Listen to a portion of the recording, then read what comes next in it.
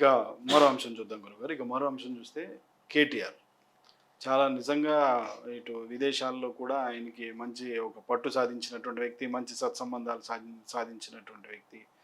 అంటే ఒక ఐటీ రంగాన్ని బాగా ముందుకు తీసుకువెళ్ళాలనేటువంటి తాపత్రయపడినటువంటి వ్యక్తి వాస్తవానికి ఒప్పుకోవాలి.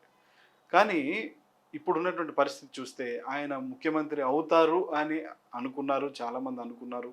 ఈసారి ప్రభుత్వం ఒకవేళ బీఆర్ఎస్ ప్రభుత్వం ఏర్పడినట్లయితే ఆయనే ముఖ్యమంత్రిగా ప్రకటించేవాళ్ళు ఆయన్నే అనేటువంటిది కొన్ని రకాలైనటువంటి వ్యాఖ్యలన్నీ మనం విన్నాం.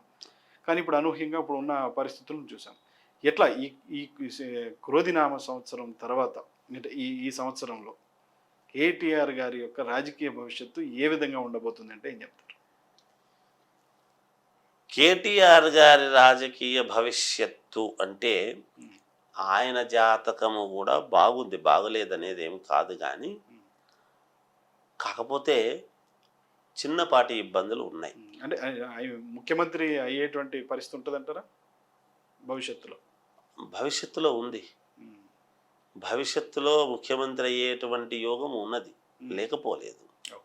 అది జాతకంలో ఉంది, ఇబ్బంది ఏమీ లేదు. కాకపోతే సహజంగా కేసీఆర్ గారి ఇప్పుడు మూడోసారి వస్తే అయిపోతుంది అని చెప్తున్నాను కదా. మామూలుగా ఒక పదం 10 సార్లు చెప్పేటప్పటికి అదేదో అవుతుంది అవుతుంది అవుతుంది అవుతుంది అంటే అది అవుతుంది అని అనడమే కానీ అక్కడ యథార్థం ఏమిటి అనేది చెప్పాల్సినటువంటి ఇది ఉండిందనమాట.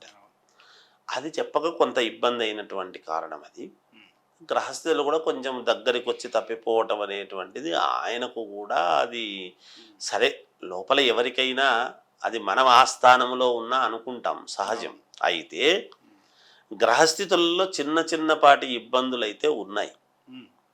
కేటీఆర్ గారికి కూడా జాతక ప్రకారముగా చిన్న చిన్న ఇబ్బందులు అయితే ఉన్నాయి. కొన్ని అవాంతరాలు ఎదుర్కోవాల్సినటువంటి ఇది వస్తుంది కూడా. అంటే కొన్ని రకాలైనటువంటి ఉపద్రవాలు లాంటివి ఖచ్చితంగా వస్తాయి, ఉన్నాయి. ఉపద్రవము అది ఇది నేను పదాలు పెద్దవి వాడను, కానీ కొన్ని అవాంతరాలు అనేటువంటివి ఉన్నాయి, వస్తాయి. కొన్ని ఎదుర్కోవాల్సినటువంటి అవసరము వస్తుంది. రాజకీయాల్లో ఉన్నప్పుడు ఇవన్నీ సర్వసాధారణం కదా. నేను అది మాత్రం ఎదుర్కొని ఇది మాత్రం పదవి మాత్రమే తీసుకుంటాను అంటే కాదు కదా. కొంతకాలం ఇబ్బందులు అయితే తప్పవు, ఉన్నాయి. ఏదైనా కొంచెము 2025 ఏప్రిల్ మే తర్వాతనే మళ్ళీ కేటీఆర్ గారికి కొంచెం యోగము అనేటువంటిది ఒకటి. అంతవరకు కొన్ని ఇబ్బందులు అయితే ఉంటాయి. ఒక సంవత్సరం పాటైతే ఇబ్బందులు ఉన్నాయి అని మనం చెప్పాలి. ఆయన ఆ పోరాటం చేసుకుంటూ పోరాటం చేయాల్సిందే, తప్పదు.